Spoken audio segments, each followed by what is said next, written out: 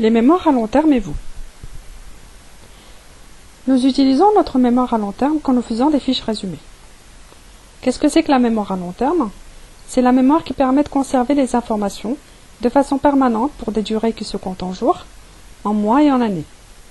Selon le type d'information qui est stockée, elles vont dans plusieurs mémoires différentes.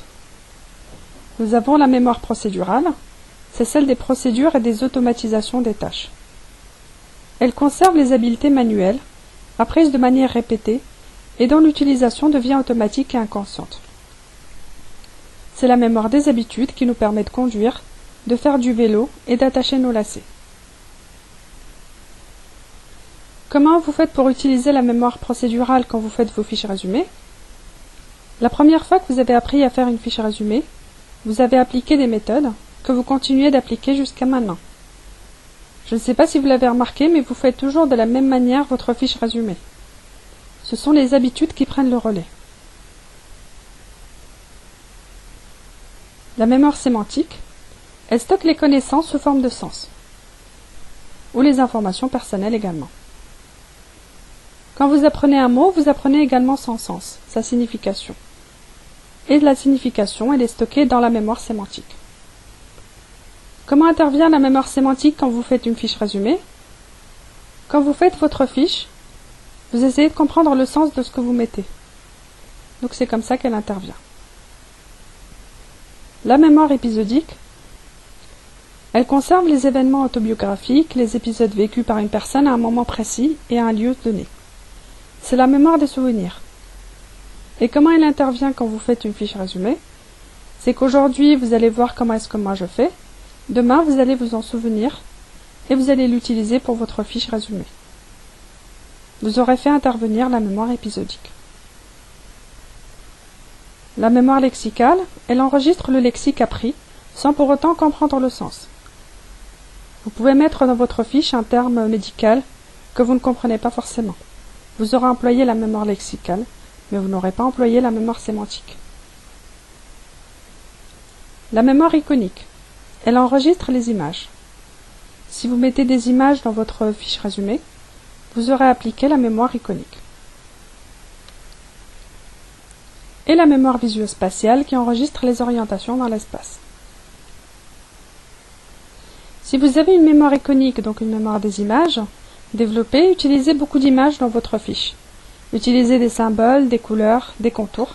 Ça vous permettra de mieux vous souvenir de votre fiche. Si vous avez une mémoire visuospatiale développée, placez stratégiquement vos mots-clés sur la feuille. Donc là, vous avez mis pouvoir tout en haut, Superman plus bas. La relation entre la mémoire iconique, la mémoire visuospatiale et le cerveau, c'est qu'elles sont toutes les deux des mémoires de cerveau droit. Donc la mémoire de l'image et de l'espace. Donc apprenez à développer votre cerveau droit en utilisant ces deux mémoires-là. Vous le ferez petit à petit, parce que les cerveaux aiment bien tout ce qui est progressif. Donc surtout utilisez élément par élément. Utilisez d'abord si vous voulez des symboles, puis des couleurs, puis des contours. La fiche résumée sensorielle est adaptée à votre personnalité. Nous avons une première vidéo qui présente la fiche résumée sensorielle. Qu'est-ce que c'est que la fiche résumée sensorielle? C'est une fiche résumée qui utilise les 5 sens, ou du moins 2 à 3 sens, la vue, le toucher, l'audition, le goût et l'odorat. Il existe différents types de mémoire qu'on peut résumer sous VACOG. On a la mémoire visuelle, qui se souvient de ce qu'on voit. La mémoire auditive, on se souvient de ce qu'on entend. La mémoire kinesthésique se souvient du toucher, les sensations éprouvées. La mémoire olfactive, on se souvient des odeurs. Et la mémoire gustative, on se souvient du goût. L'être humain a 5 sens, la vue, l'oreille, le toucher, l'odorat et le goût. Il privilégie toujours un sens pour apprendre. Certaines personnes auront plus de facilité à enregistrer par la vision, d'autres par l'audition ou le toucher.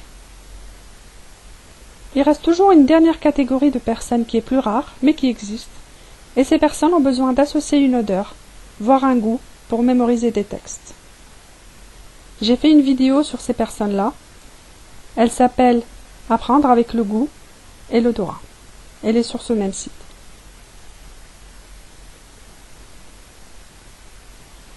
Le vocabulaire utilisé par une personne dévoile souvent le système de son choix, sa préférence. Non mais écoute un peu, ça sent le roussi, ça pue l'arnaque, ce projet je ne le sens pas, cela laisse un mauvais goût dans la bouche. Bien entendu, nous ne restons pas toujours dans le même système, mais la plupart des gens privilégient toujours un.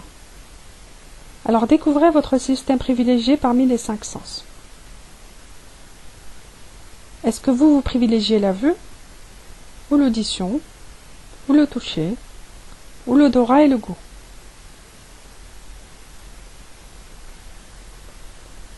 Alors voici comment le savoir, à travers les expressions que vous utilisez la plupart du temps, quand vous discutez entre amis, dans votre vie privée, au travail, à l'école, etc. Les personnes qui ont une préférence visuelle utilisent la majeure partie du temps des termes comme tableau en toile de fond, faire écran, scène flash, à première vue, c'est inimaginable, et tout ce vocabulaire-là, ou du moins une partie. Les personnes à dominance auditive utilisent la plupart du temps des expressions telles que avoir la puce à l'oreille, entendre, parler, dire, écouter, questionner, avoir un écho favorable, longueur d'onde, déclic, langage, c'est inouï. Les personnes qui ont une préférence kinesthésique vont surtout avoir ce genre de discussion, le nœud de l'action, sauter du coq à l'âne, prendre les choses en main, avoir la chair de poule, avoir les pieds sur terre, donner un coup de main, etc. Et les personnes qui sont à dominance olfactive et gustative vont avoir du vocabulaire tel que odeur, flairé, parfum, ça sent le roussi, l'argent n'a pas d'odeur, ça ne mange pas de pain, ce n'est pas du gâteau. Il y a aussi du vocabulaire qui est neutre, qui n'appartient à aucun des sens qu'on connaît. Penser. Il y a également du vocabulaire neutre, donc qui n'appartient à aucun des 5 sens, comme penser, comprendre, savoir, apprendre. Les termes utilisés reflètent votre préférence pour l'un des sens. Bien sûr, vous utilisez d'autres sens, mais vous avez toujours un sens dominant. Ça peut être la vue, le toucher, l'odorat, le goût ou l'audition. Vous pouvez le vérifier également avec le mouvement des yeux quand vous réfléchissez. Si vous regardez vers le haut quand vous réfléchissez, vous privilégiez l'aspect visuel.